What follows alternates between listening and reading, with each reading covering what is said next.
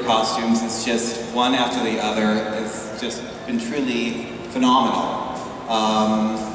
So who knows, maybe I'll be here next year in some sort of I was gonna say, Austin, you're gonna have to bust out. Join. Yeah. What do you think? I think you need to be Thranduil from Lord of the Rings. What do you guys think? You can pull that makeup suit and rock the hair and everything. I will take it, and any advice from you, I'll count on you to be my Comic-Con mentor. I think you would make an excellent doctor from Doctor Who. You know what I think is amazing is so many people here are not professionals. Actually, most people are not professionals. This is just a hobby, but the craftsmanship and the work is literally on a professional level. Yeah, I think that's a very unique, great thing about cosplay is that it is, you know, most people are not trained. They're just going out there looking for tutorials online and researching and experimenting and just, yeah, thinking outside the box. And also how much work people put into it, hours and hours and hours, so it's amazing. And the creativity that really goes into figuring out how to make these costumes. I think tonight that was one of the most fascinating parts, seeing all the costumes and the individual ways that people figured out, you know, how to create this fantasy and bring it into life, whether it be using these professional techniques or just coming up with something all on their own. Yeah, car mats. Yes. Yeah, I mean, it's like some things are vacuum formed that you'll see and other things are 3D printed, and then other people are using Worbla. And so as the contestants are coming on, we will try to give you a little bit of an insight, you know, share what we have learned from them. So, what do you guys think? Are we ready? Are we ready? You guys ready to see them?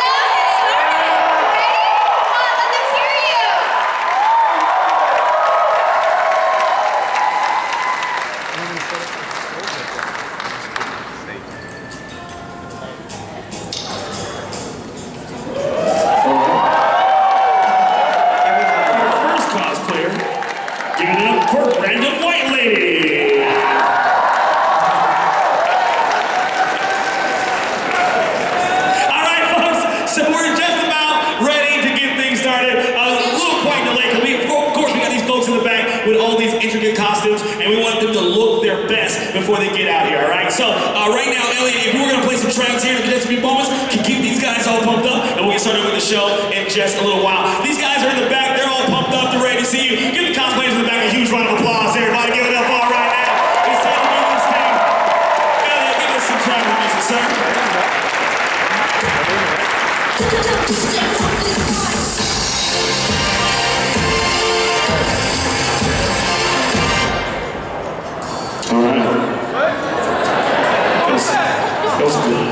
That was a good practice. Welcome to the show. I think we're ready to go, Elliot. I say we do this thing. Folks, are you ready? Let's do this thing, brother. Kick it off.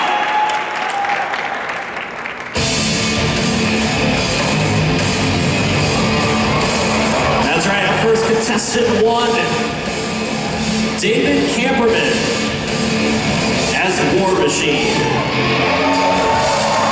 Ladies and gentlemen, here's a new face of the United States military, War Machine. It started out as 12 Rubbermaid garbage cans, and a bucket of rivets is now a fully functional Iron Man War Machine armor, complete with arc reactor, Gatling gun and all. This was handmade in just under 2 months and was all free-handed. No patterns, just a great eye for proportion and a lot of hard work.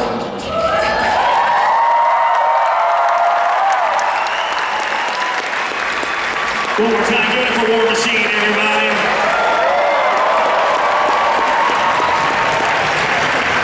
Are you ready for the next costume? Up next we have Bevan Sukawati, I hope I'm pronouncing that correctly, as Squirrel Girl. Squirrel Girl is a dangerous opponent that always seems to be underestimated by her adversaries. Because of that, she has defeated some of the universe's most powerful villains. This is Doctor Doom, Thanos, Korvac, and MODOK, among others. She started her career at age 14 trying to be a sidekick to Iron Man with her pet squirrel, Monkey Joe. After politely declining her offer, Iron Man and Squirrel Girl were captured by Doctor Doom. However, Doom would become the first villain out of many to be defeated by her due to her underestimating her power. Well, she's just such a sweet, delightful charmer, knowing the thing that she's capable of conquering all in her path.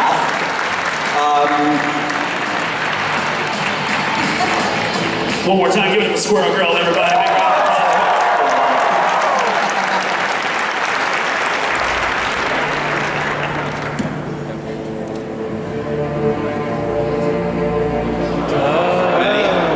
Next up, we have Corey Wayne Edinger as Two-Face. Scarring half of his face, one piece of latex appliance with his creepy contact lens and his hand-burned suit, which is detailed with layers of paper and paint to create a realistic burning effect. It took him 55 days of construction to create this costume. Clap and scream for Two-Face, everybody! Yeah, absolutely.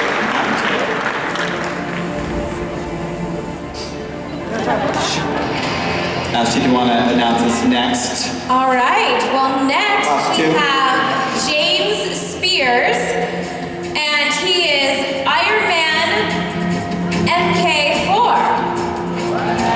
Round of applause for James Spears, everyone.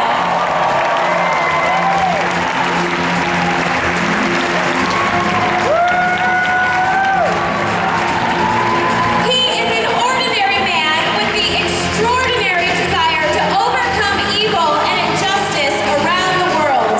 He dons a suit of iron and dares his foes to make the next move.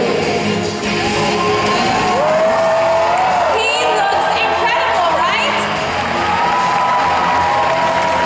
Pretty amazing. Clap and scream for Iron!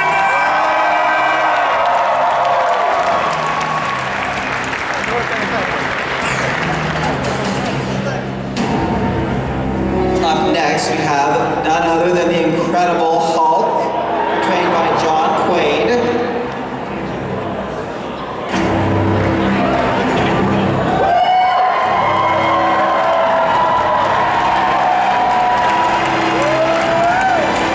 Smashing his way onto the stage, the Green Goliath, the Incredible Hulk.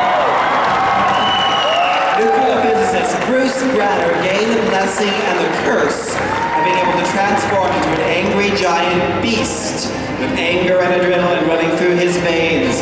The Incredible Hulk can increase in size. Bruce works every day to help others, as well as to cure himself of his destructive side.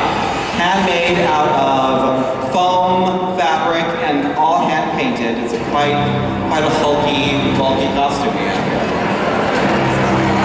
Give it up for the Incredible! Yes! I am afraid of that guy.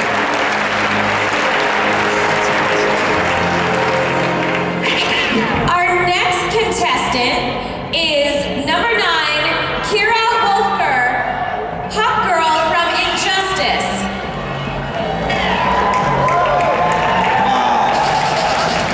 Kira is a native of Lafayette, Indiana, and has enjoyed being a part of the cosplay community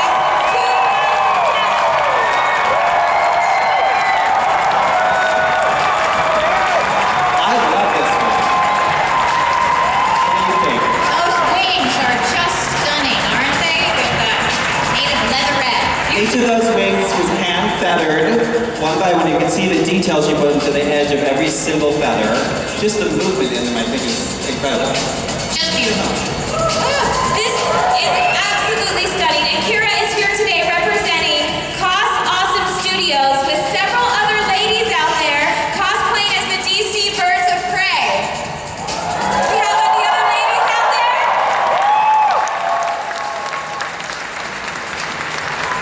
Give it up for Hawk, everybody!